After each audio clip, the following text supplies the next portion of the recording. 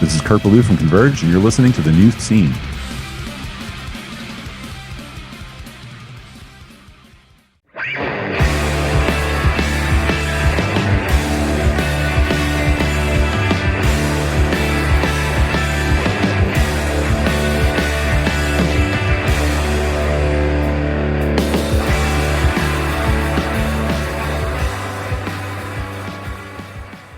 Hello, everybody, and welcome to The New Scene.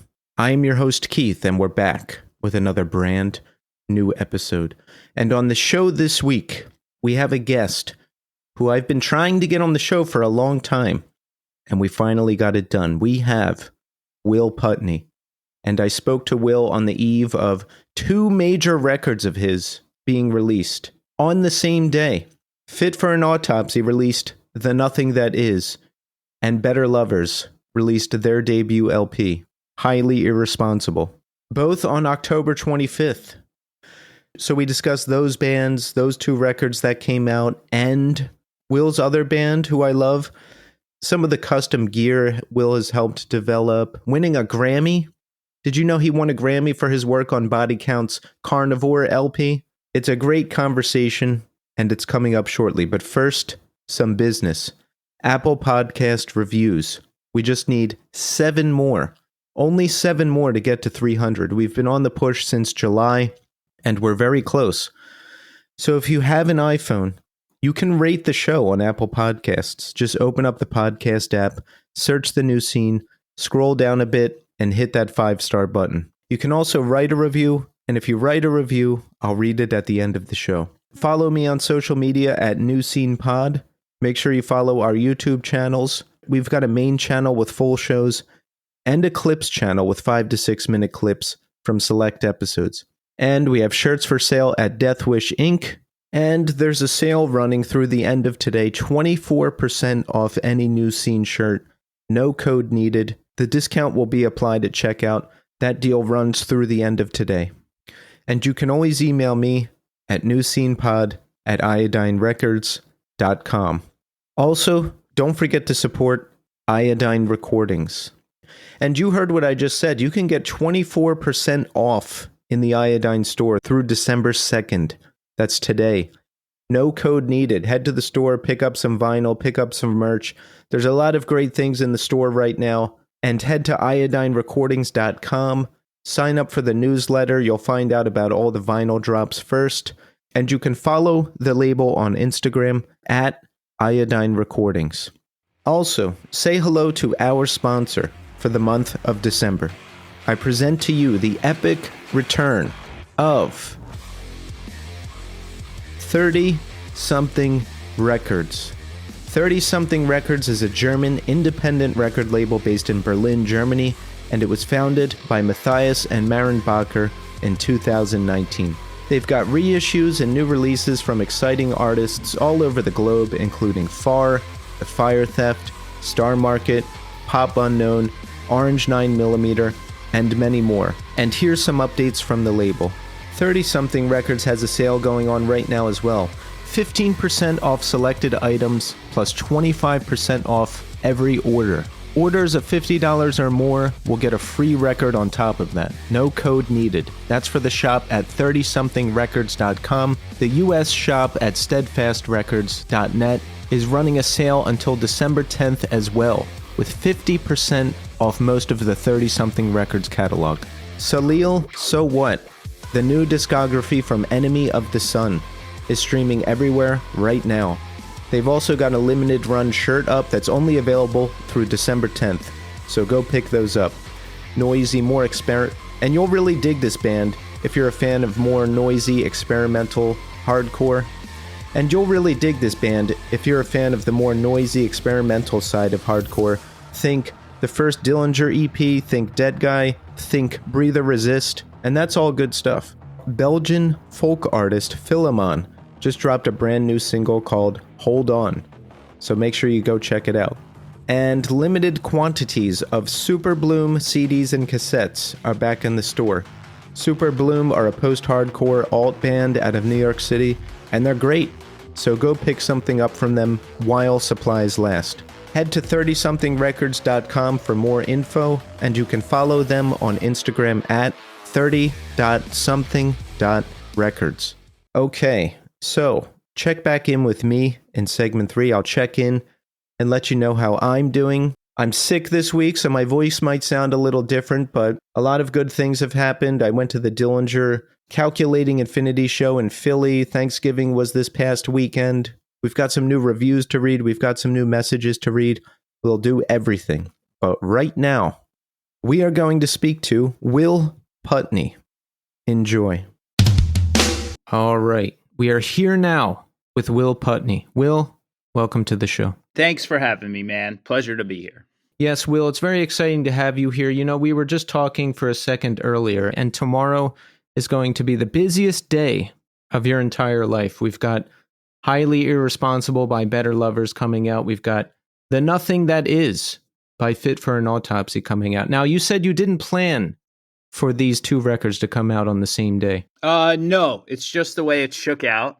And to be fair, today might be the busiest day of my life. Tomorrow might be a party because everything's out in the world. But today is crazy. So I know I was a few minutes late here, so apologies. But yeah, I mean, there was schedule shift, and I knew they were both fall releases, and one art guy dragged and one thing led to another, and then all of a sudden they're both on the same day, and I've got two labels with two managers and teams and stuff, and everyone's like, are you sure you're okay with this? And I'm like, I mean, I guess, I've never done it before, but I was like, you guys all are good at your jobs, luckily. So I was like, I don't want either record to suffer or anything. So it just is what it is. But no, never again. It's been a lot on my plate too. And I can't wait for them both to be out for sure, because I love both records. Oh, yeah. Yeah, both are excellent. Well, I haven't heard all of the Fit record, but the singles I've heard are excellent. But listen, I'm going to dive more into that. But Will, first I want to ask you, how are you doing today? Today, I'm a little busy. And I'm anxious and sweaty because I'm running around all day and I'm doing interviews and I'm getting tour stuff ready. But generally, I'm good. I'm excited and happy. What kind of stuff do you have to do? Are you doing multiple interviews today? Do you have to go somewhere and talk to people? Tell us about it. So this morning, I had an interview, and then I had to get some file stuff ready. I had to pick up some packages because there's tour stuff coming in.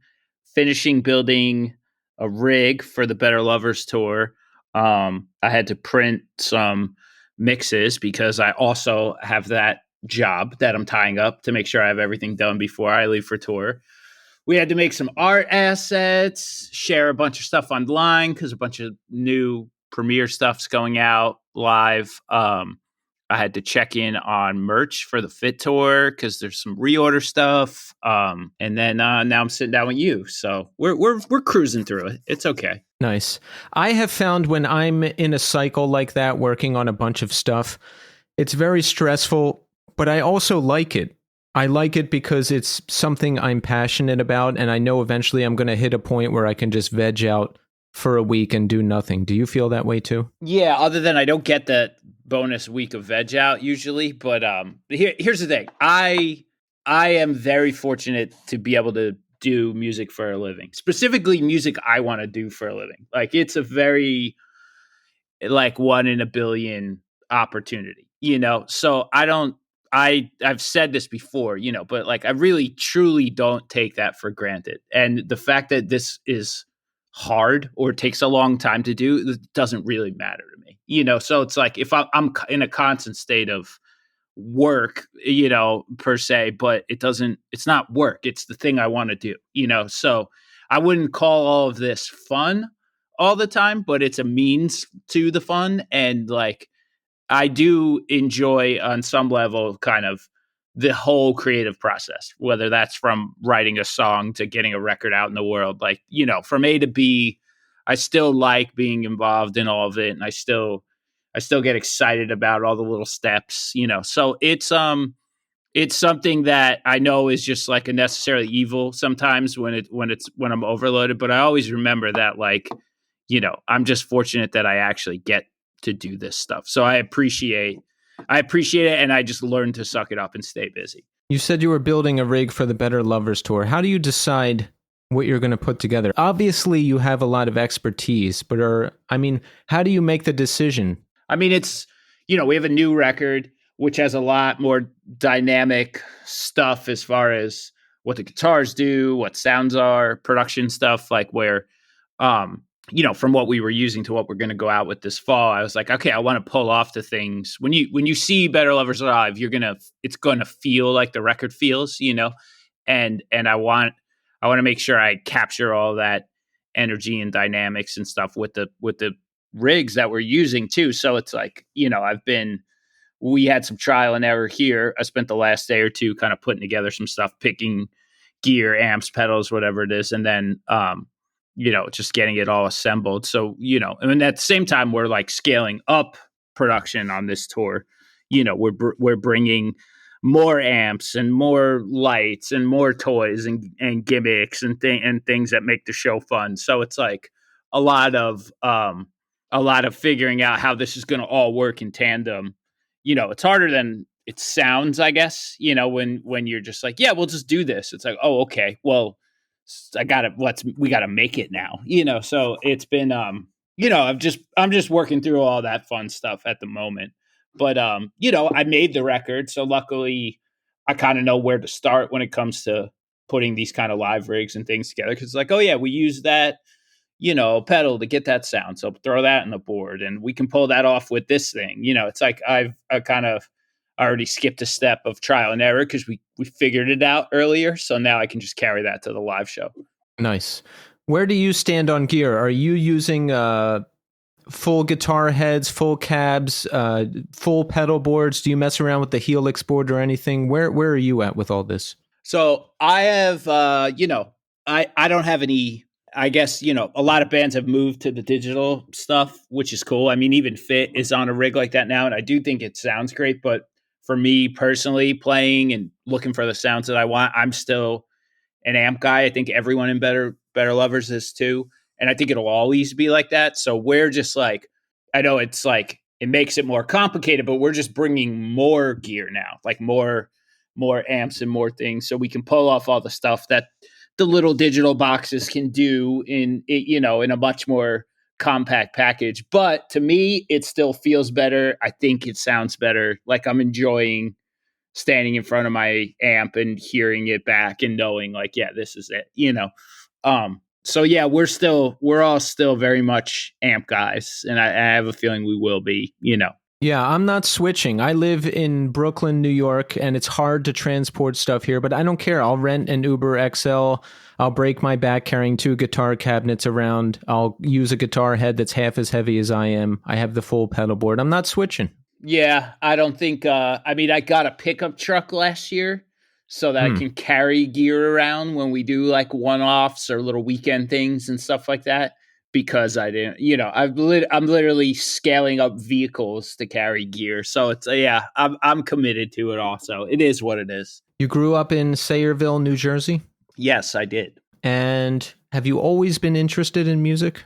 I think I was from a very early age. Yeah. My family liked very soft rock so as a child, my upbringing was a lot of Billy Joel and Elton John and Neil Diamond and Rod Stewart and stuff like that. And I think it was maybe discovering things like West Coast hip hop and grunge and more dangerous music. That was like probably why I ran headfirst so into it, because it was so shocking to me coming from such like a softer upbringing, So as a kid, I was obsessed with music very early on. 3rd or 4th grade, I was riding my bike down to a record store to buy cassette tape singles and trying to hide parental advisory stickers from your mom, like definitely into sketchy stuff early. And my tastes over the years, I kind of like a little of everything, but I moved from what that sort of era of West Coast hip hop and death row stuff to like more grunge and alternative stuff. And then I obviously found like the Metallicas and Panteras of the world. And then, my first real like job when I was 15, I worked at a supermarket in Sayreville, and a lot of the kids that worked there were part of like the hardcore scene in New Jersey. They were all like high school kids, and they had bands and stuff. And that was kind of what the scene was at the time around here. So I just kind of fell into that world. And New Jersey, like in the late 90s, had just such an awesome hardcore scene. It was definitely a spot that wasn't skipped on tours, and there were so many bands from all the way down south, like from Virginia. You know, you'd have like Lamb of God come up and do a weekend and hit New Jersey. You'd have all the New York hardcore stuff come down, and all the Connecticut and Philly stuff would always get here. So it was like, even the mass bands, you know, we just had so many. We were such like a central hub for so much stuff. We got so many cool shows, and I really like kind of cut my teeth in that world for years. You know, that's sort of where I was exposed to all different kinds of music and subgenres, and I really like found my identity and sort of musically in the things that I like, and sort of even on the social side, more so like on what that hardcore scene represented and what people would care about or be mad about. It's like I really kind of like learned what how I wanted to use music and the purpose for it. You know, I think from that era, I always give that time period of my life credit for kind of blossoming all of this. Same here, and I've talked about it a lot on this show lately, but I came up the same time as you, and I have a very similar story. You know, got a job. Everyone there, or a lot of people there were into hardcore. They took me to shows, and yeah, there was just so much great stuff going on back then in Jersey and Pennsylvania. Well, I didn't get up to New York too much, but sometimes there in the suburbs, in the cities, it didn't matter. We were always going to the Melody Bar or Middlesex Community College or wherever else they were having shows. Oh, okay, yeah. So you know the era very well. those are spots. Yeah. Were you were you a Club Benet, Club Chrome guy? Chrome, yes. Benet, I don't think I ever went to that one. So Club Benet was what it was called before it was Club Chrome. So same spot. But yeah, I mean, I lived kind of down the street from that venue, so that was really like home base for me. You know. Yeah. And yeah, it was, you know, you would see everything there. That was like the best part of it too. You'd have shows that were like, you know, Thursday and Saves the Day and Hate Breed and Converge would all be like playing together, you know? So it was, you would get exposed to everything. You know, there were so many cool mixed bill shows. And, you know, the one thing that we still like doing with Fit and with Better Lovers is like these mixed bill tours that we've been trying to put together over the years. Like, it's all a callback to that time where that was fun, you know, and I want kids who are younger to go to a show and hear different things and not just be exposed to for the same band, you know? So I still appreciate how much that those shows did for me, you know, as a fan, as a musician, like, and I still love those kind of tours, you know? So it's like stuff I want to see both bands doing in the future for sure. So I'm glad to hear you say that, because I always say on this show, I'm bringing back the mixed bill once my band gets started more, because that's where it's at, you know. It introduces more people to different music, and I think it introduces more people and music to each other, so we don't have everybody sectioned off, like only these metal bands play with these metal bands and only these hardcore bands play with these hardcore bands. I want to smash all those lines. Yeah, I mean, we've noticed it, especially on the Fit side, because we've had openers over the years that come from like, you know, like a very specific corner of subgenres in the world. And, you know, sometimes there's pockets like that where there's bands that are a little more closed off or elitist, or they don't want to be seen touring with a band like Fit because we're like, quote unquote, like a commercial band or a bigger band. You know, we're not as crucial as like some of their peers are. And then they come and they do our tour and they realize like, most of these kids are the same kids. Like they like everything, you know, it's like, it's not out of the question for someone who likes Fit or Better Lovers to like a band that's more off center than those two. Like the amount of fan bases that bands share across the subgenres is surprisingly large. Like, you know, and I think when bands come out and do the tour, like do those types of tours, they have like fantastic tours because they're just making new fans left and right, you know. And I think, you know, that open-mindedness and stuff, it's like, it's how we got ahead too. Like when Fit was coming up, we loved doing different types of touring. You know, we would do death metal tours. We would do hardcore tours. We would do like some of the bigger popular metal core stuff. Like, and all of, there's somebody there for you at every corner, you know? And I think it made it, you know, it helped the band grow faster for sure. Yeah, and one thing I like about now is it seems like everybody just listens to everything and it's not a whole big thing. Like I have younger friends who will go see Fit, or we'll go to a post-rock show, or we'll go to a hardcore show, or you know, it's just like everybody is into everything. But I don't know if you experienced this too, but when I was coming up in the late 90s in the scene, it was very gatekeepy. You know, like this is real hardcore and this isn't real hardcore. What you listen to isn't hardcore, but this is. And the metal kids and the hardcore kids fought. It was crazy. Yeah, I mean, that element's always going to be there. You know, if you don't look a certain way or act a certain way or like a certain band, or you're not allowed to like this, or, you know, dress like that. But it's like, that's not like it was never the bigger picture to me. And I have friends in every circle, like, you know, where I would meet those kids and go to shows. And, but like my real close circle of friends were like me. Like we just liked what we liked. We liked different stuff. You know, it wasn't crazy to go see like an emo band and then go and see like a heavy show in New Jersey. Like it was just like, you're allowed to like more than one thing. It's fine. And I think like, you know, obviously, I think both of our band's fan bases are older now too, and they're obviously, as you get older, I think your tastes expand naturally, and you are even more accepting to that idea. I'm just lucky I figured that out early on, and I didn't get stuck in one place, because I don't think I would have the kind of range I have today. I don't think I could be a good record producer. I could do multiple projects. Like I think it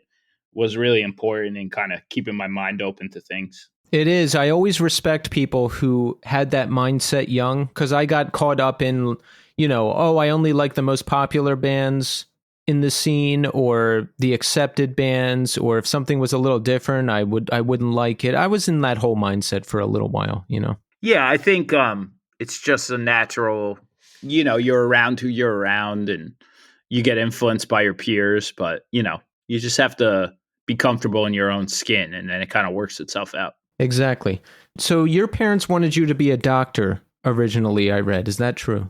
I guess so. I mean, I did well in school, so I think everybody, my family had high hopes for me, you know, and I don't know if they wanted me to be a doctor or if I just thought like, well, if you get good grades, you try to go to medical school, you know, that's a good job, that's a career, that kind of thing. I was and still am interested in science, obviously, and like I took a liking to that as a kid, and I just never really saw music was like your hobby. It was like your passion. It was the thing you did for fun. I didn't know anything about the music business, you know, or how you survive off that, and knowing what I had known from playing in bands for a few years or being around that scene, it didn't seem like that was a job you could have as a grown up. No, but there weren't old guys playing heavy music around me, you know? So I was like, oh, I guess that's just like what you do for fun as a kid, you know?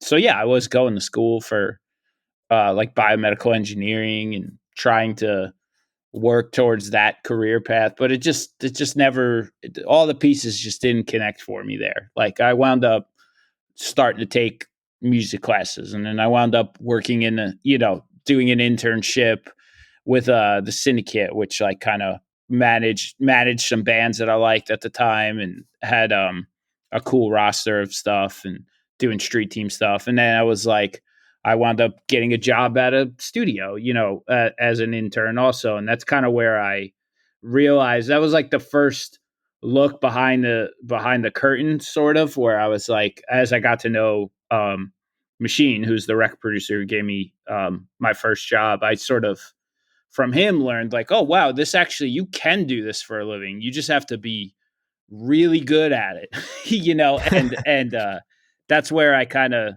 made the decision, like, yeah, I think I could do this. I think this is what I want to do. You know, it was like, I want to make music more than anything in the world. So I will figure it out, you know?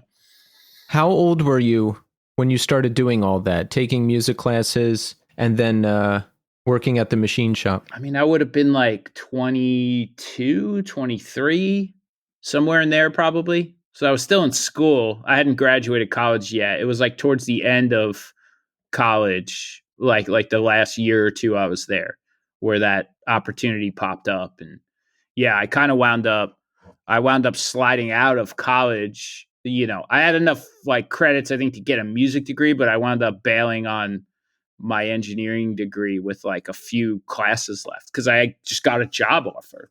Pretty much it was like it's a major label band, and Machine wanted to bring me on as like a full-time engineer, and it came with like enough pay where I could survive. And it was like, but I got to be around.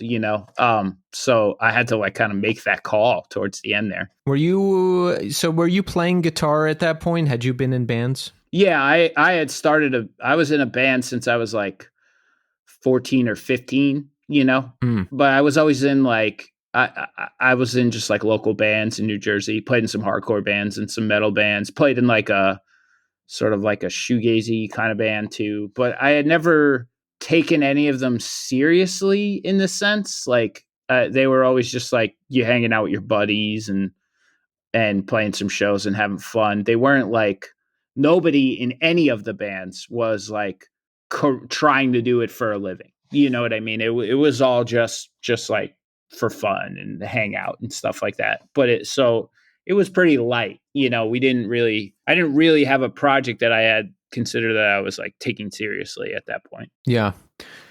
So was it difficult making the jump to working in the studio? I mean, had you been working a regular job before that? Was there any pressure from your parents to like go down the biomedical engineer path? I was in and out of just kind of crappy jobs because I was taking classes, and then I would I would like bartend, or I would work just shit jobs wherever I could to pay bills and stuff like that. And then I worked at Lysol. I did get like a real world job. I wound up working at Lysol for like a few months. It was like through my school. They're like, oh yeah, we can get you this job. You go in before you work like, 30 hours a week or whatever it was. But I would go in the morning before I started and I would take classes at night. So I was like trying to do all that. And it was just kind of like a nightmare for me. Like the idea of like working in that field and like the sort of research and development and all of the like awe of science, the actual practical application of like the jobs that like somebody like me could get at that time, I was like, this is just terrible. Like it was like a monotonous, terrible job. I felt like a monkey could do it. Like I really didn't enjoy it. And I was busting my ass, getting up at like 5 a.m. to sit in traffic to go do this garbage job. And then I would have to go back to school and take classes. And it was just ruining my life. And I just didn't enjoy it. I didn't enjoy any moment of my life at that point, So it was like, yeah, this is just not for me. Like, and I was just kind of seeing the writing on the wall at that point, which is where I was like, maybe I should try to just explore some other stuff, Yeah, I know how that goes because for a long time I was living that life. Well, I still sort of am, but when you have to get up at 6 a.m.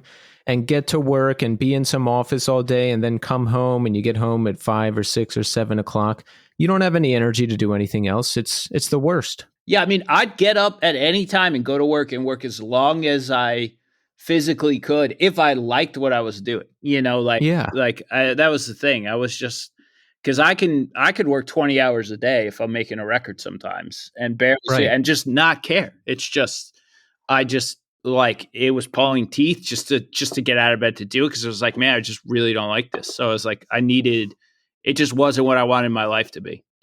So you start working at the machine shop. When you start producing, recording, all of that, like how were you good at it at first? Did you have to really build up to it? How was your experience early on? Terrible at it. No one's good at it first. That's unheard of. No, I mean, I was like, I really started super green. I didn't have. It was like I got in there because I had worked, at this place, the Syndicate, and they shared a building with Machine. he had just had a kid, and he just needed like a kid, somebody in there to kind of babysit a band in the studio while he was, doing some family time and stuff. So I got in there with this, like, you don't need to know anything to do this job kind of job. So it was like, yeah, that was school for me. To me, that was like, okay, I'm just going to learn and work for basically free, and like kind of cut my teeth with doing all of the jobs that nobody wants to do, and just be around in this environment, and I think I slowly, like, I dove like headfirst into all that stuff. Like, I was trying to learn engineering techniques and like studying what was happening in that room, like, it just as fast as possible, just sponging everything up that I possibly could. And then, I was in bands at the time, so I was trying to apply it myself, and started trying to record friends that were from our scene. And once, the cool thing about Machine is, if the studio wasn't in use, he's like, yeah, use it if it's not in use, because that you can practice, you can learn. And that's like the reason why I was able to figure it out, because I didn't have a studio, I didn't have any gear or anything like that. And he let me use the toys there for a few years. Like, whenever we had downtime, I was just in there. I would sleep at the studio. I would work for him all day, and then just like when he went home, I would just stay up and try to figure stuff out. And I really went in hard on trying to get decent at this job fast, and then within probably a year of working there, he started trusting me on certain tasks, on certain records. I would edit for him. I would tune a vocal. I would track a guitar, and it just kept growing, where then it was like, cool, I can sort of do whatever is needed, and that's where I kind of got more of like a full-time job.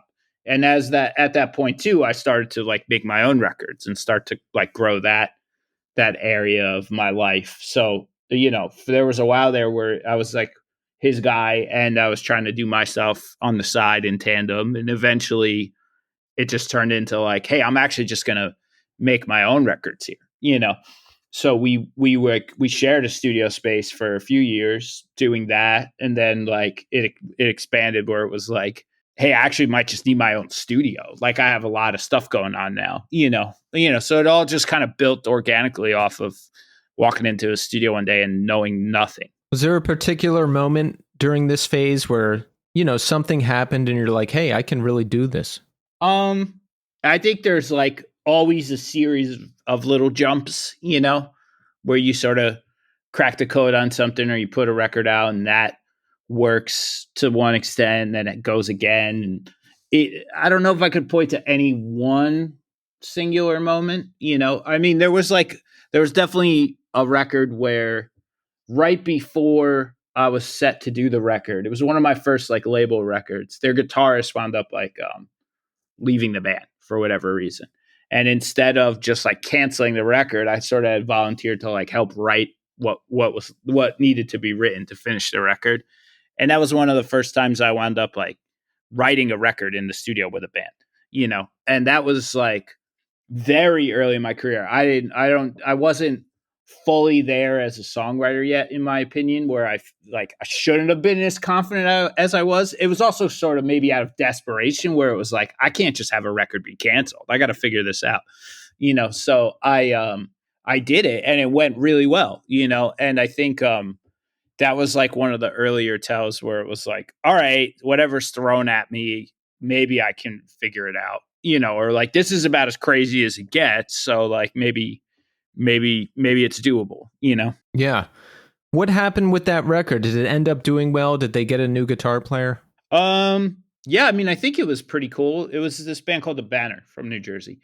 And yeah, they like, people liked the record we did was called Frailty, and came out in Ferret, and they yeah, people liked it, and they got another guitar player at some point, and did some touring on it and stuff. They obviously didn't turn into the biggest band in the world, but it was like, at the time it was good. Like, we kept the wheels turning on that band and made a record that people thought was cool and stuff. So yeah, it was a good proof of concept for me. When did you get your studio set up? How long after working with Machine?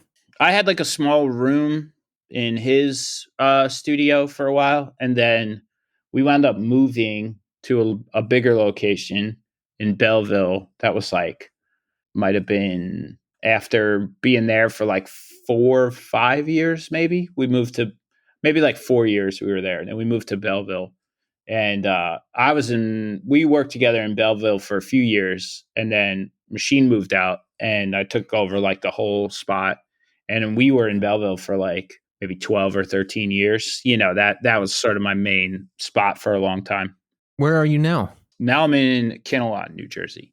In 2020, I moved over here because I wanted to build a different facility and stuff, and actually have like a home studio sort of thing now, where part of this is also where I live. It's sort of sectioned off where there's like a full studio too.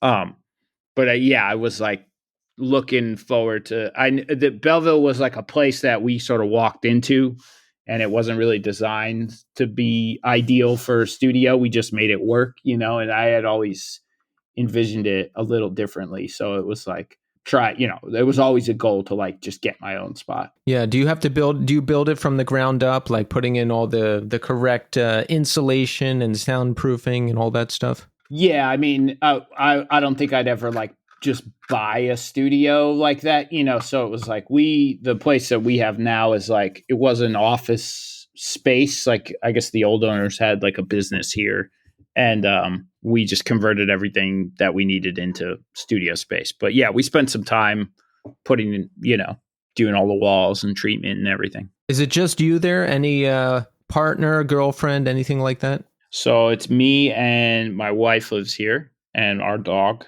And then my main engineer, Steve, who's been with me for like 10 years now, is works with me here. Nice. It sounds like a good setup, right? You just wake up and get to work. Yeah, I mean, I'm all about efficiency, so cutting any kind of commute out was a big thing for me. So, and it also gives me, I can work longer, but I can also spend more time with my family too, because I'm right here, and it gives me flexibility when it comes to like work. Let's say I'm working on a mix and I'm shot. I don't have to call it a day. I could just go take a break and then come back to it, and I think it's helped me on the creative side too, because I can get to work at whatever hour I need to. Yeah. And once I was able to start working from home, everything changed for me, and I can never go back. I had to go into Manhattan for 2 meetings at 2 different offices this week, and I was like, if I had to do this every day again, I would just have to become homeless or become a waiter or something. Like I can't do it. It's just too much. Yeah, I lived in Jersey City and would commute to Belleville. And over time, Jersey City's population, I think by the time we left, it had almost like tripled. And that commute used to be like 15 minutes, and then it was 20, and then it was 30, and then it was 40. And then, I was just like, this is like a vacuum in my life, where like I need these minutes back. I got stuff to do. So yeah, and I'm just not a guy who does well in a traffic jam. It's just not for me, man. Not for me. Same here. Well, you're certainly a destination for bands now. You've worked with everybody in the scene. Is there you mentioned the Banner earlier. Is there another record or records you worked on where like things really started to kick off and you just noticed a big change? I don't know if there was ever any like one. I think it was always just we've done a lot of records, and I think the quantity of output and quality with it that we hopefully have achieved over time is what has sort of helped people trust the idea of coming to record with me. But yeah, I don't know. It's always like I said, it's always just little steps, and it isn't really, there's never like, my career was never based off of one thing going the right way. I think it was always just, there's stuff in all the different subgenres of this world. So people would point to one record or another as like the one or a thing, but I just try to make as many good records as I can. Well, you're certainly achieving that. I appreciate it. Body Count won a Grammy in 2021 for Carnivore. You did that record, right? Yes. All right. So what do you record it? Do you produce it? What do you do? Yeah, Both? both. Yes. Yeah. Okay. Now, what happens? Do you go to the ceremony? Are you included in like Grammys they give out? How does all that work? So that one in particular was during COVID, so there was no ceremony. They were nominated a couple years before for a record that we worked on together, and I did go to that one because it was in New York, so that was cool. And but yeah, we just I kind of just went to hang out. But the 2021 Grammys were all like live streamed, so everyone was just at home. I actually kind of forgot it was happening. I was working that day, so I didn't even watch it. But I started getting texts about it. I was like, "Ooh, I might have actually won," because I think a lot of people are saying congratulations. Did you get an actual trophy? I got a plaque. They don't just give you one; you got to like buy it. Like if you're a producer or whatever. So I was like, "Yeah, Could you I'll have just done send that? the plaque." Yeah, I think so. Maybe I'll grab it one day. It was like COVID, and they were like, "Oh, it'll take a while." I was like, whatever. That's funny that you didn't get it. Yeah, it's all right. Yeah, I guess you don't really care. It sounds like you're not too wrapped up in that sort of thing. No, I don't really care, but it's cool. I mean, it's like that one's cool because like your mom is proud of you and stuff. Like people who don't know anything about our world think it's cool, so it's like good for civilians to see. Like it's like what I do is legitimate, Yeah. But yeah, I don't know. It doesn't really carry a ton of weight for me in that sense. I appreciate it. I think it's awesome, but I don't know. I'm not making records to win awards. It's not really the game. Yeah. Yeah. Like, I mean, obviously, with all the bands you're in and working with, it's not that type of scene, but it's got to be cool, like, for that to happen, just because of like the juxtaposition of those two things. Yeah. It's like not expected, so it's cool. I'm happy more so for the guys in the band and stuff because they've been a band for so long to like be on that kind of platform and get that kind of recognition so late in their careers and stuff is also very cool. Yeah. So Fit for an Autopsy gets started around 2008-ish. Yeah, I think somewhere in there. So how do you cycle in being more serious in a band? You're probably really rolling with the producing and the recording at this point. Did you say, hey, I want to be in a band, I want to tour, I want to really do this thing? Like what was your thought process? Yeah, not really, to be honest. We like that was again just like a project that was for fun with friends, and I didn't have those kind of aspirations for the band. And then we started getting asked to do stuff and we were doing it because it was fun, but then we started looking at real touring and things like that. And I was trying to do it, all of it and record. And, at the time it was like pretty impossible with everything that I had going on, plus the band stuff. And, we kind of hit this wall where it was like, oh, we have like months of stuff to do. And I was like, well, I can't do that. Like I have all these commitments. I have all these records I already said I was going to do. And I had like hit a crossroads where it was like, I have to figure out, like I can't do both of these things, so, but I was never really, like I said, I was never that guy. I always just did music for fun. I didn't see playing in a band as like, oh, that's your career, Yeah. Well, it's funny that it ended up this way for you because now you're in 3 very good and very serious bands now. Yeah, now it's a different world, I guess. But yeah, I mean, I think it's over time I grew to miss it for sure because, like, I'm very happy to make records for a living, but like I'm just sitting in a chair all day and watching all my friends just go out and have fun, and I don't get to have any. Was like, all right, maybe I should figure that out too, And I think more so like over COVID, just being in the house and then the world opening up and everybody going back out. And it was like business as usual for me was kind of weird where I was like, yeah, I mean, I think I do want to like see some stuff and not just be here all the time, And I think that was more of the catalyst to be like, yeah, I think I want to do more outside of the studio. Yeah, same here. I went through the same exact thing because I've been doing this show for close to 5 years now, but it wasn't enough. I was like, man, everyone's going out, playing shows, touring, having fun. I haven't done that in a minute, and I really need to get back to it. Yeah, I'm happy that I did. You know, it's good for my brain to do both things now, I think. Exactly. So how did you make it work with Fit versus all the recording? How did you find the time? How did we grow Fit for an Autopsy? How do you do all that? I don't know. You just figure it out. I don't really have an answer for that. You make music that doesn't suck and hope people like it. And, you know, I was pretty involved creatively, even though I wasn't touring with the band. We just got another guitarist so that the band could tour full time as a 5-piece, and nothing suffered on that end, you know?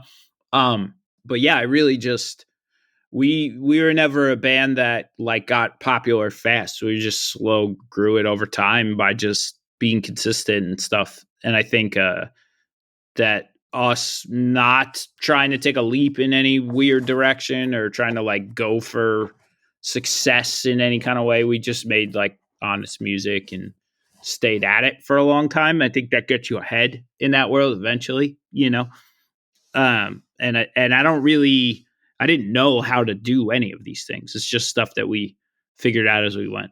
So if you're tied up with something, will they still get a touring guitarist? Is that how that works? There is a 6th member of our band who is always available to tour. His name is Tim, and he's very good at guitar. And this gets started around 2017. How does that come together? That was sort of a passion project thing for me and some of the other guys in the band. I had been writing a lot of music for Fit that was sort of pulling it in different directions, and it felt like a little confused to me because I was trying to push other influences into the band, and I wasn't just getting what I was like, I'm going to have to abandon all of this stuff that I like to make the songs right, you know? And I was doing that, you know. Fit was headed in like a different direction musically that made sense and was good for the band. And I was just like kind of at an itch to do stuff that was more rooted in that chaotic hardcore scene, you know? So I had a lot of like-minded dudes and friends that were into that stuff from bands I had met or worked with. And I just thought it would be cool to try to put a project like that together, you know?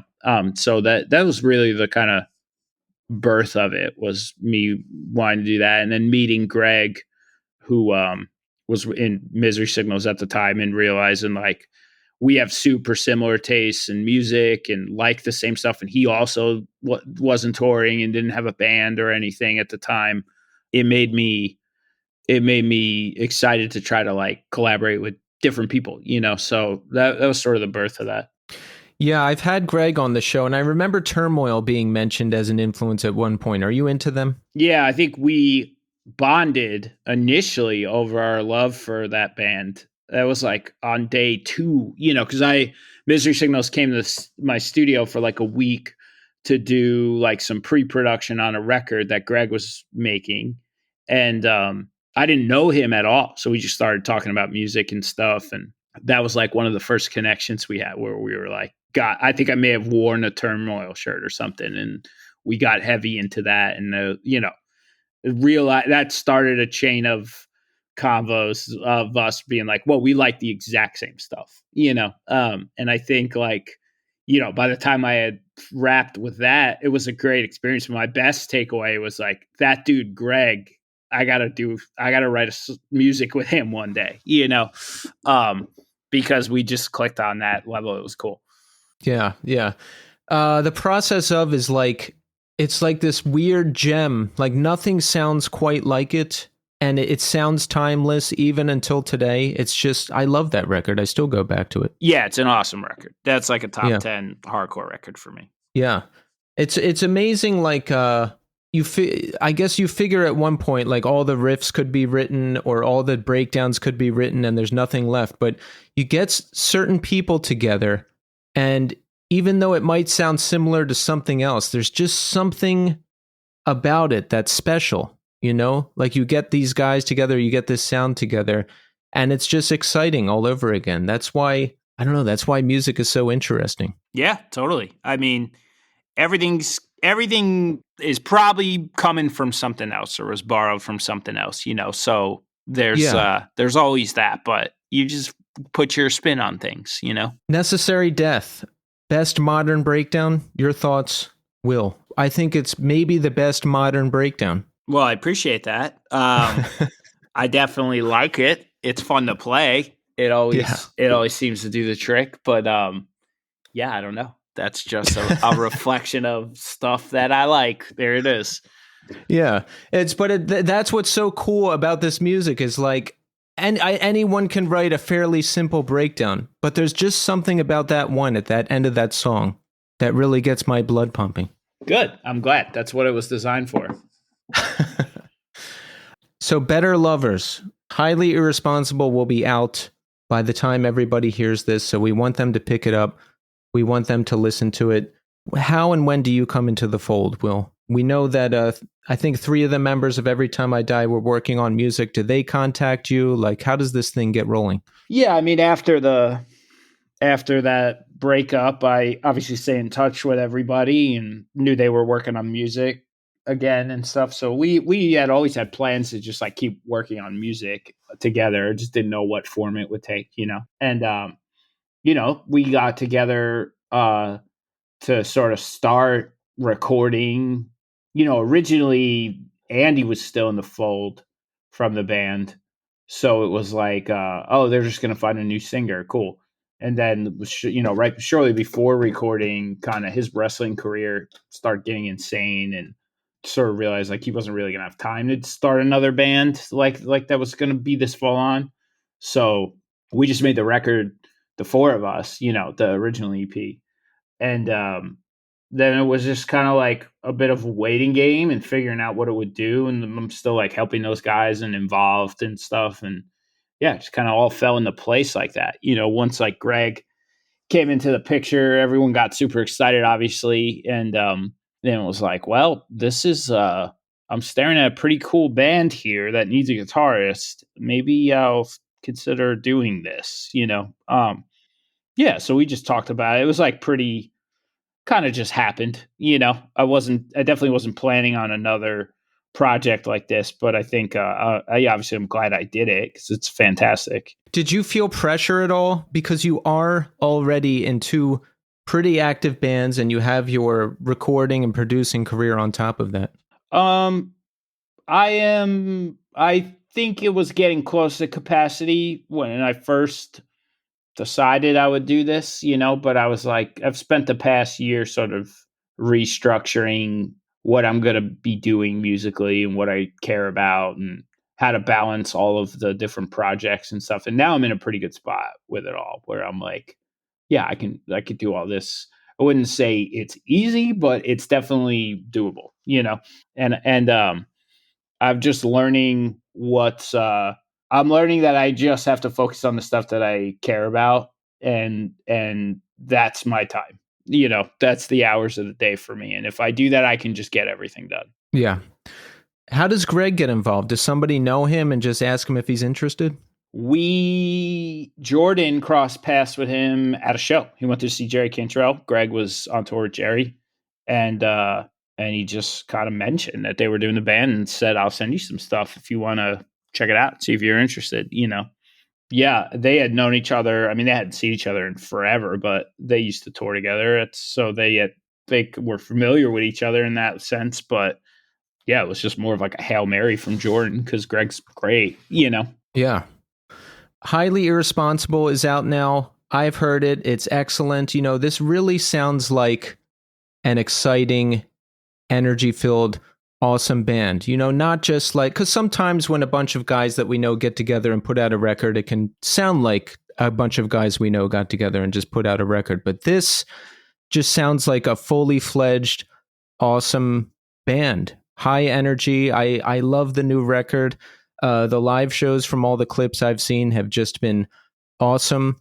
It doesn't seem like there's much pushback from anybody, you know, because, oh, well, this guy was in this band or this guy was in this band and we want this or we want that. There doesn't seem to be any of that.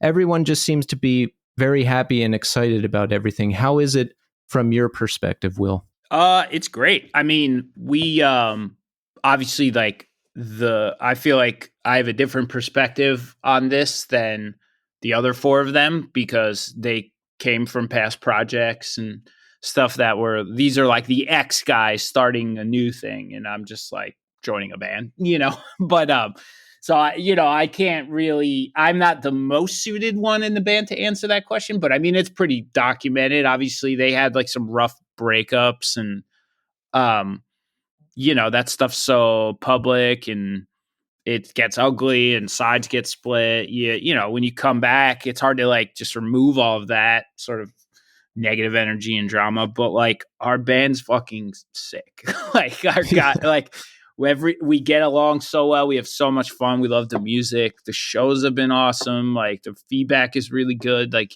just one of those things where it's like until it happened, like once it happened, once it got out into the world, like immediately I feel like everyone was like, yeah, we got this, and everyone sort of in my band is always just kind of moving forward and doesn't really dwell on any of their past negative stuff anymore. Everyone's older. You kind of grow up, you go through stuff and you learn like, what do you care about? Do you really care about this? What's important in life? What makes you happy? What are you trying to do? And like everyone's just on that page where none of that like affects anyone anymore.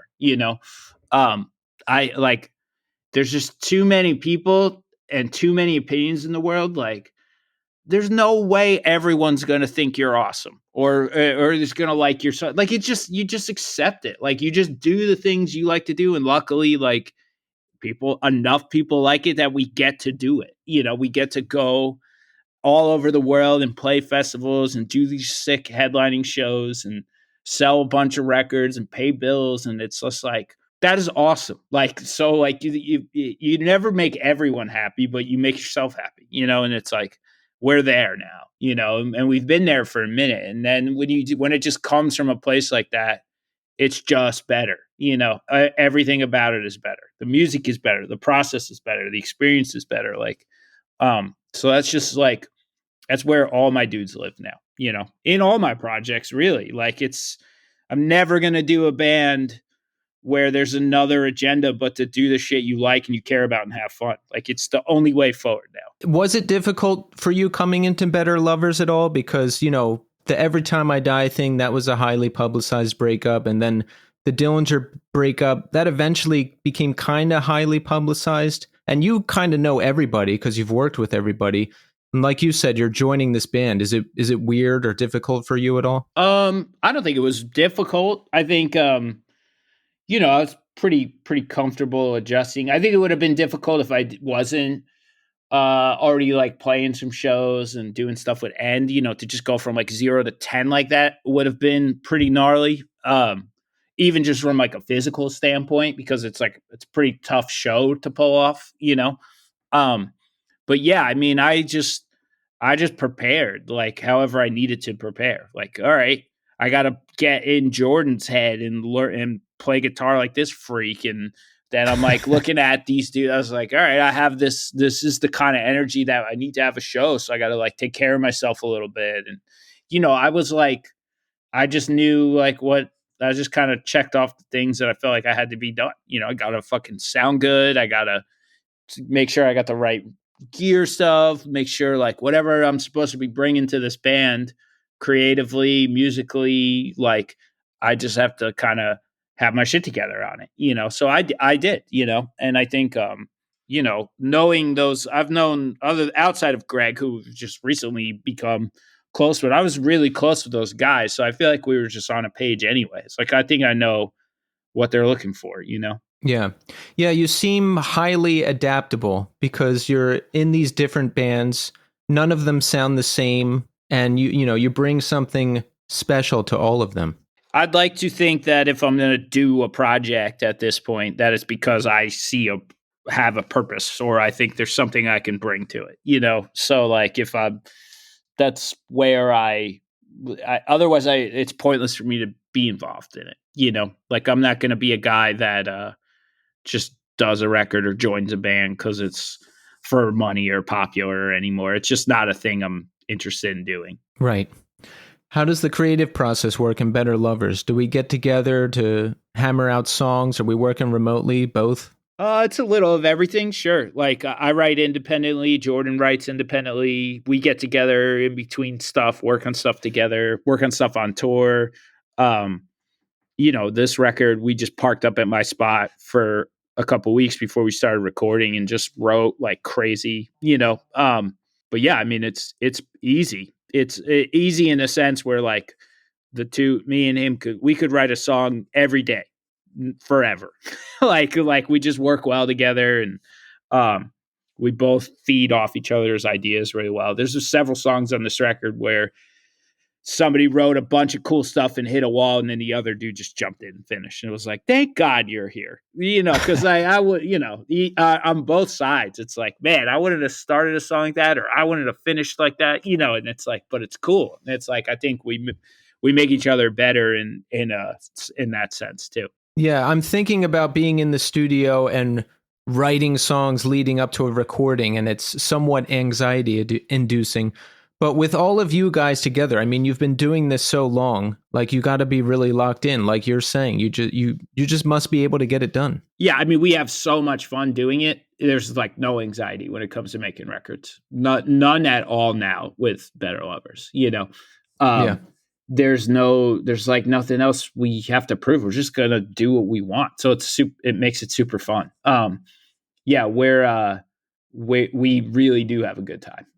It's like it's definitely one of the highlights of being in the band, I think. How about the new Fit For An Autopsy record, The Nothing That Is, also coming out tomorrow? So again, everybody, you need to hear it. You need to purchase it. We need to support.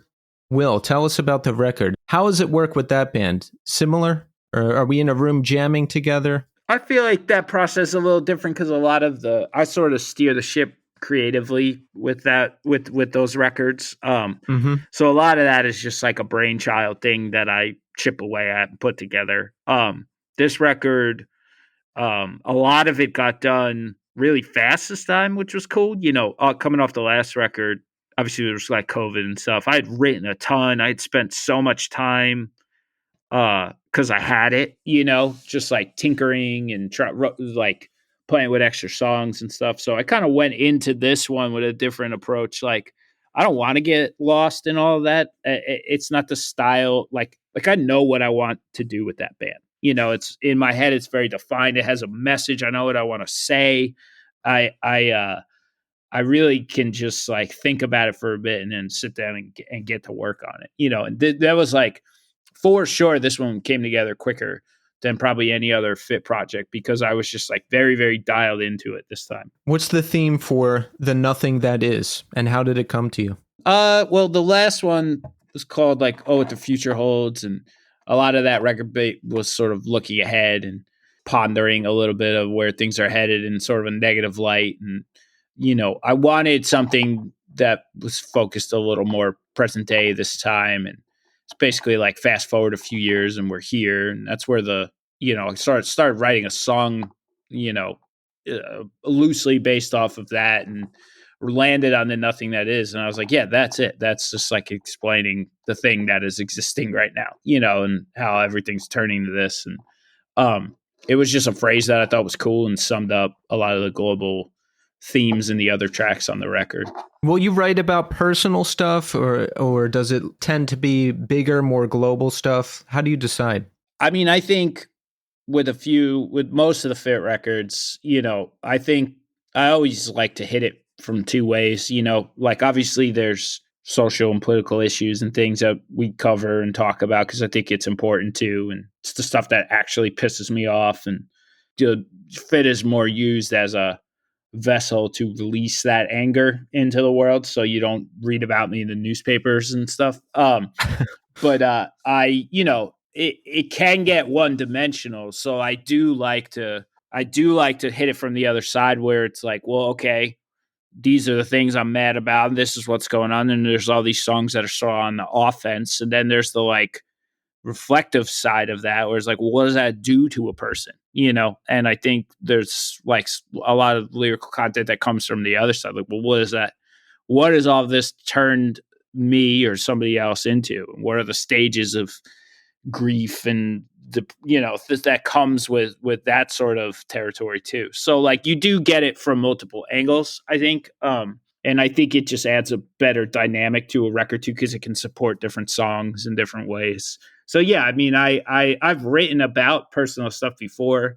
I like to zoom it out because it's not a record about, I never try to write Fit records about me. They're about shared experiences more so too. But, we've definitely covered topics before that I think, have affected me or somebody in the band that would resonate with other people too. Yeah.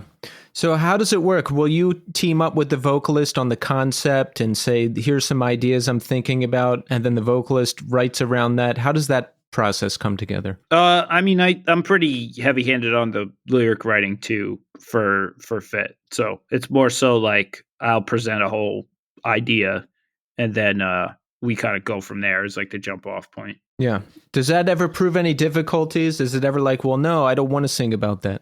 No, I don't think so. I mean, we're all pretty like-minded people and on a page of what we want to do and say. And it's just sort of what the nature of the band is, at this point. My guys have skill sets in other places, and Joe is fantastic at taking my ideas and animating them and, bringing stuff to the table as far as like on a performance level that I wouldn't think of, so like they have learned to sort of focus their creativity in ways that make the records better in other ways, and I think it's like cool. It's a good working relationship in that sense. Nice.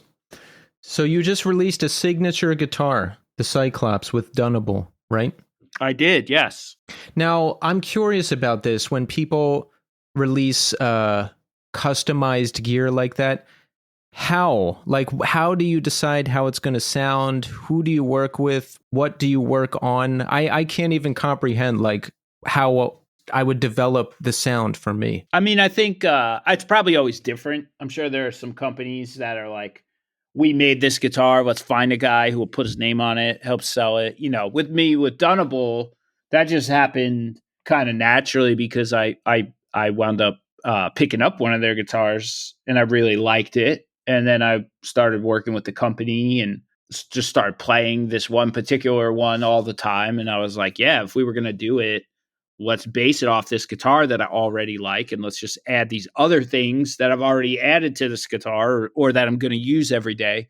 So it was more out of a selfish design to make a thing that I want, and I've done that before with pedal, whether it's like plugins or guitar pedals or whatever. It's like sometimes the thing you want doesn't exist in the world, so you just get it made.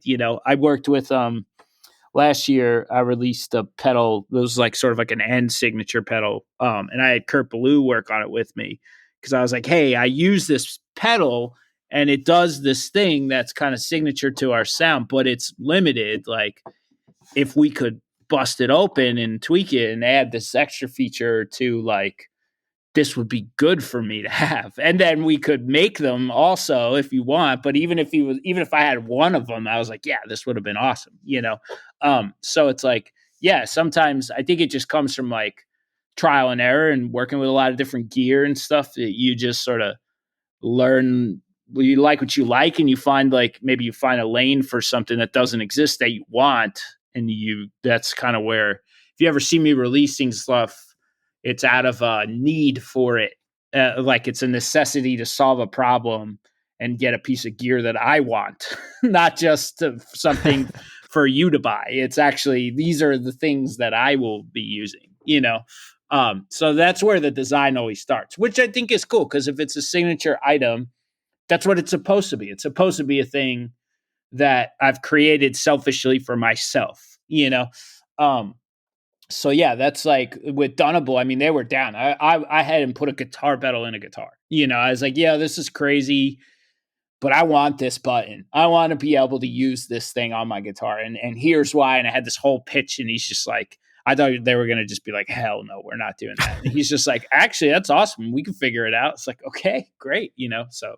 What were you looking for in that guitar? So that guitar is a built-in octave pedal, which is it's based off of a pitchfork, which is this pedal that I use all the time in pretty much every project because it's just part of how I write now, and I can pull off pretty creative stuff with jumping around between octaves on it and stuff. And I was always like, I always got this thing on the floor, and I just want it in the guitar so I have easier access to it, so I can hit it in between riffs. And I was like, if I can get this thing just wedged into this guitar and get this little button by my picking hand, I could probably come up with some cool stuff, and not have to rely on it being in front of like a pedal board all the time to make it happen.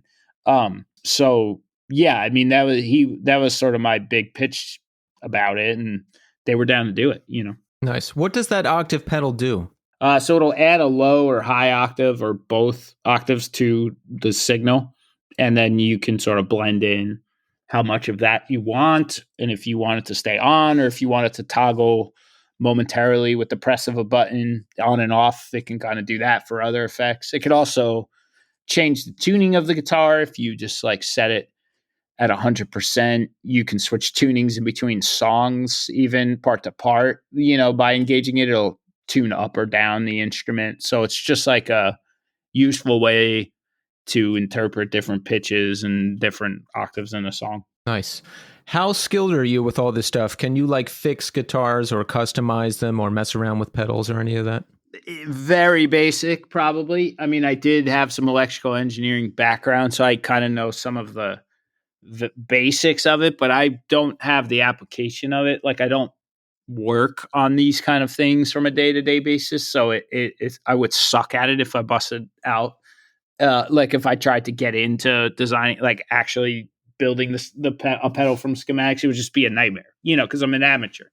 But I was always interested in it. I had dabbled with like, maybe that'll be a lane for me one day, like once my ears go or something. Because I understand like the basic concepts and functionality of stuff and why a thing would give you a result that you're looking for, but the practical application of it on the actual like fabrication side and stuff I would be very bad at it right now. It would take a lot of practice. Kurt Ballou, another biomedical engineer.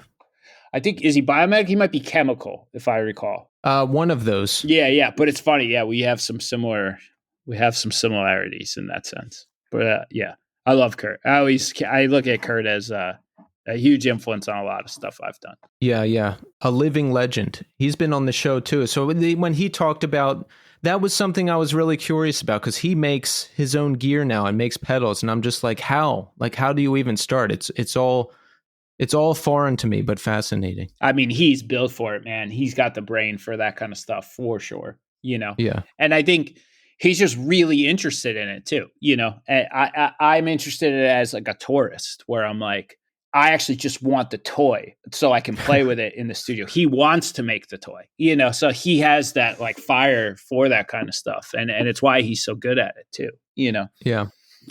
Your guitar plug suite, Tonality, how do you work with STL on that? Do you record custom tones, or how does that work? Yeah, I mean, I can't give away all the sauce on that, I guess, like on how it's made, but the going the kind of proposal, when we started talking about working together, it was like, I just need something that sounds like my stuff, like I just want to be able to, I'm remote a lot now, especially being on tour, and a lot of people work on laptops, and I work with a lot of bands all over the world that don't have like fabulous studio setup. So I was like, man, if I had like a tool where you could load this thing and it sounds like my guitar tones and stuff, that would be awesome. So it was just centered and fully designed around my rigs and stuff that I do, and similar moves with mics and chains, and everything that's thrown in that thing is like a reflection of like how I would go about getting guitar tones in a studio, so that it's just sort of like a plug and play way to pull that stuff up anywhere. It's a good position to be in, right? Like, you can just get stuff that you need made. That's it. That's it. If my name's on it, it's because I'm using it. Like because I want it. It needs, like that's. I don't make products that aren't selfishly for me anymore. That goes with kind of everything, whether it's guitars or pedals or plugins or music or records. Like I gotta like it. It's gotta be something that I want, or it's like pointless. It's not gonna be good. I'm not gonna be as all in on it, so the desire for awesomeness that I require is implemented into all this stuff. So you're on tour a lot of the time. You're working almost all of the time. How do you stay centered? You ever take a day off? You ever unplug? What do you do? I just had my first like mini vacation. I was off for like 5 days. I think that was the longest break I've had in like 6 or 7 years. So I don't know yet. I'm still trying to figure it out. Because I pretty much work every day on something, whether it's one thing or the other, But I'm working on it. I'm trying to figure that out. But I mean, the touring is the studio break now, and the studio is the touring break now. It's like it's really like those are balancing me out in a really cool way where like I'm not getting burnt out doing either thing, And then when I'm doing one, I'm like excited to get back to the other one. I cannot wait to go on tour next week. It's going to be awesome. And it's like, if I was like 10 months deep on that, I don't know if I'd have that same opinion. Maybe I would. I'm not sure, but it's like I like the breaks that they give me because it's working different sides of my brain. And I just feel like that actually brought a lot of balance in because I was definitely getting, I wouldn't say burnt out, but I was starting to feel like I'm only doing this thing forever now. I'm just making records and I love making records, but there's not as many bands all the time that get me super excited anymore. Like maybe I'm just like not as in touch or I'm not finding them, but it was like struggling to be like, I just don't want to record bands to keep a schedule busy. I want to like actually love the stuff I'm doing, So it was like, oh, well, I could just go on tour and then just like say no to that record and be super happy about that, So I've like, I don't know. I'm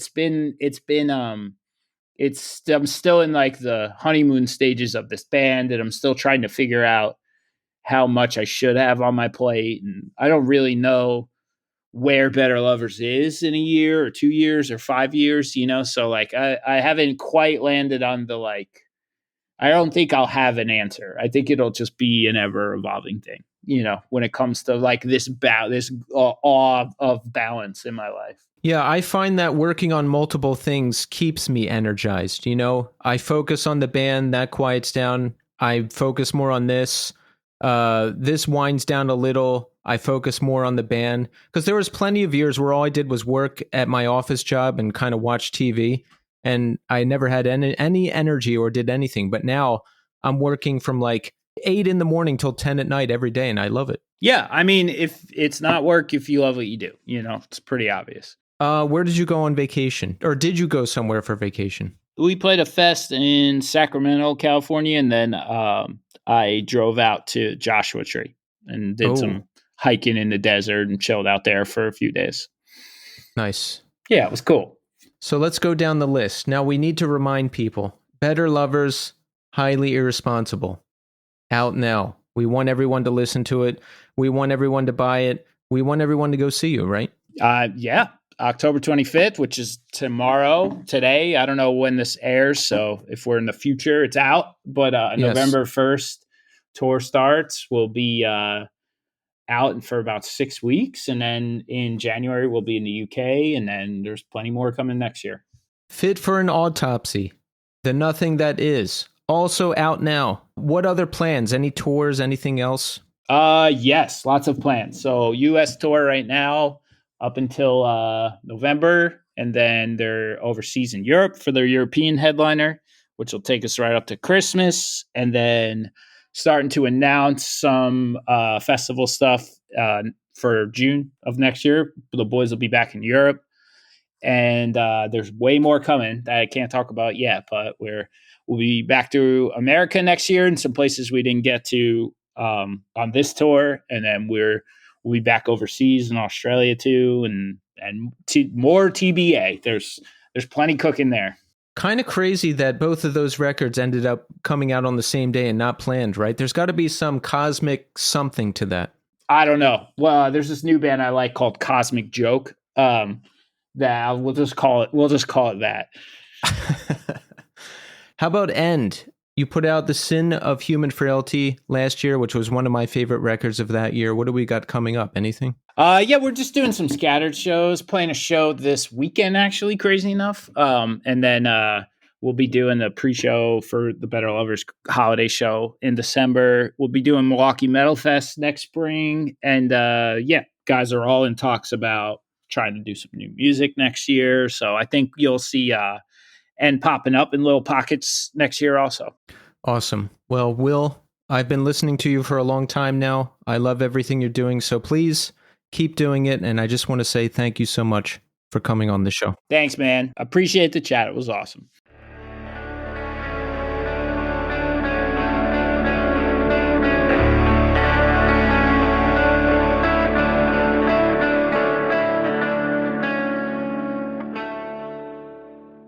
And there you have it. Will Putney.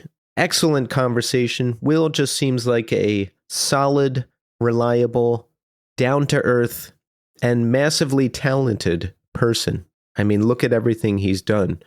From the recording and production work to winning a Grammy, which he hasn't sent away for yet. I hope he does. I think he should have that.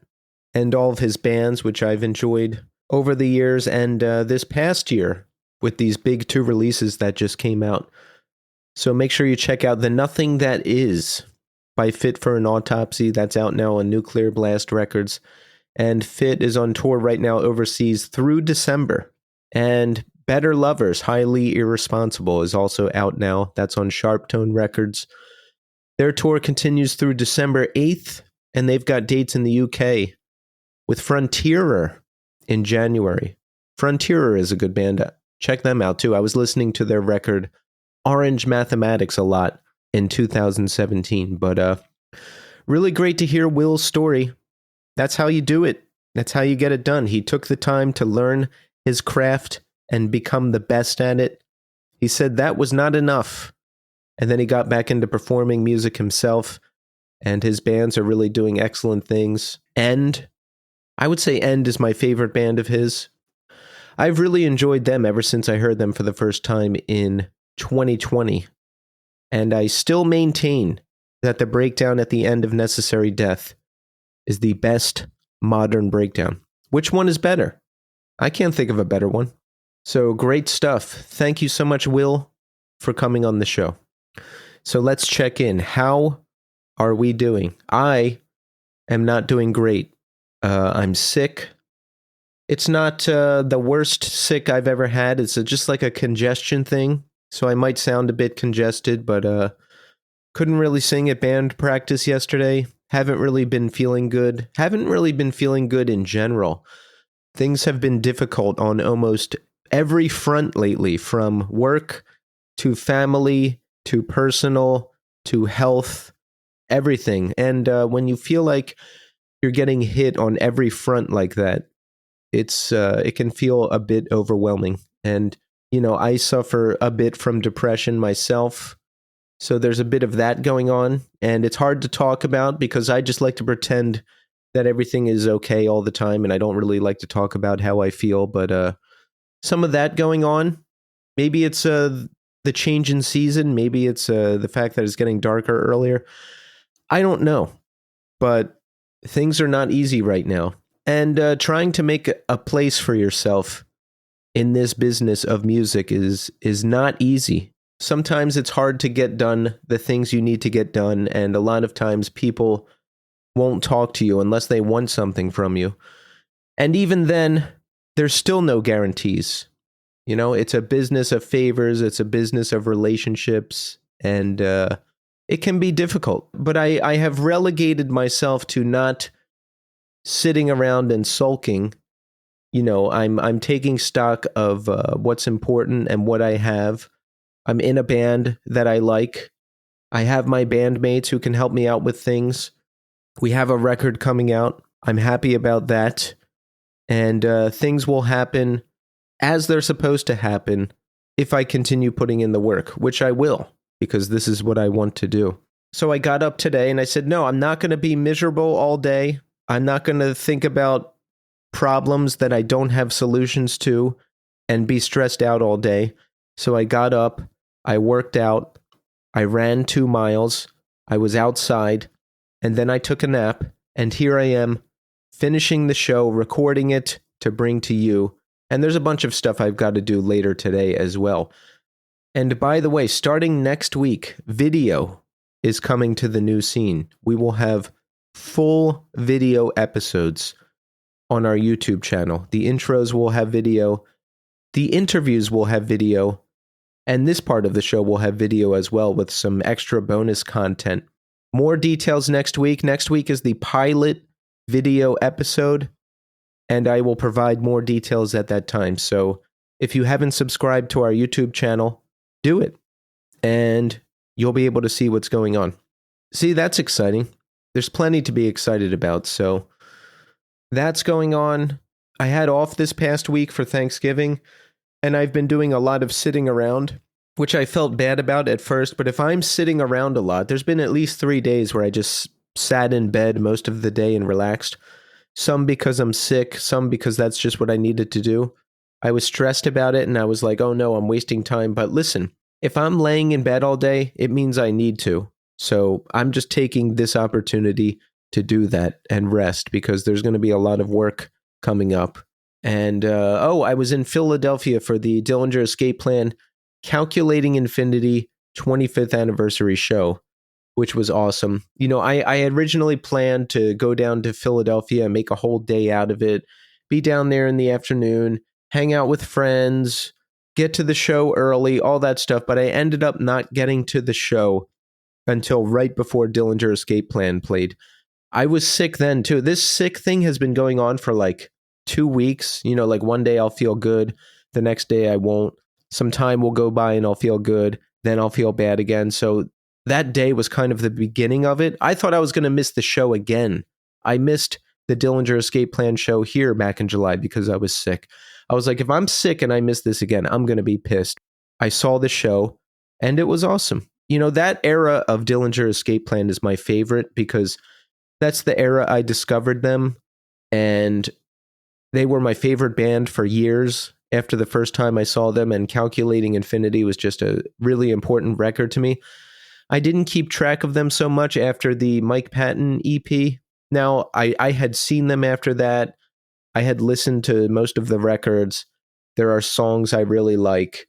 Can't say enough great things about the band. I was at their last show. I was at one of their last shows in New York City, the one that Mike Patton played, and that was amazing to witness. But that early era for Dillinger is the one for me. So I'm glad I got to see that. They played Under the Running Board. They played Calculating Infinity. They played some songs from the first EP. There was a couple cover songs in there. Amazing stuff. I'm really glad that I went and got to witness that. And seeing them top things off with 43% Burn, which I think is one of the best riffs ever. Maybe the best riff ever? Possibly.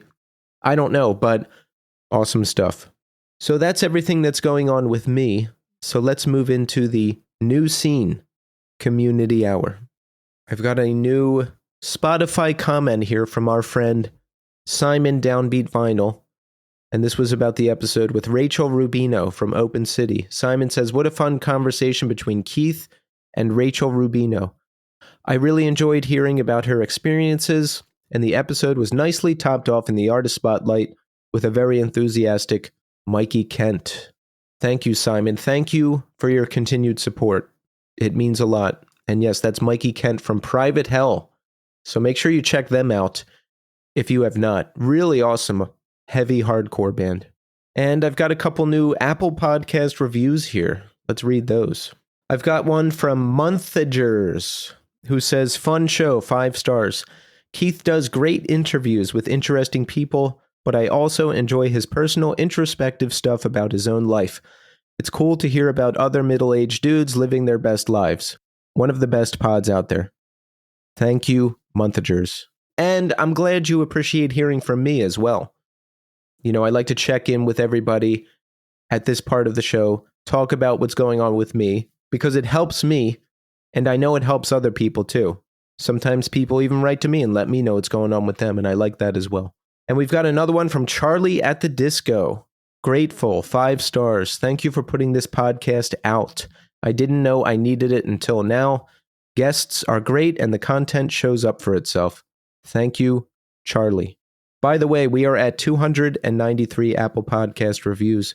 We only need 7 more to hit 300, and then we can give this a rest for a while. So if you have an iPhone, you can rate the show on Apple Podcasts, even if you don't listen there. Open up the podcast app on your iPhone, search the new scene, scroll down a bit, and hit that 5-star button. You can also write a review by hitting the write a review button underneath the review section. And if you do that, I'll read it here at the end of the show. So keep those reviews coming. Keep the Spotify ones coming too. Shit, let's get that to 400.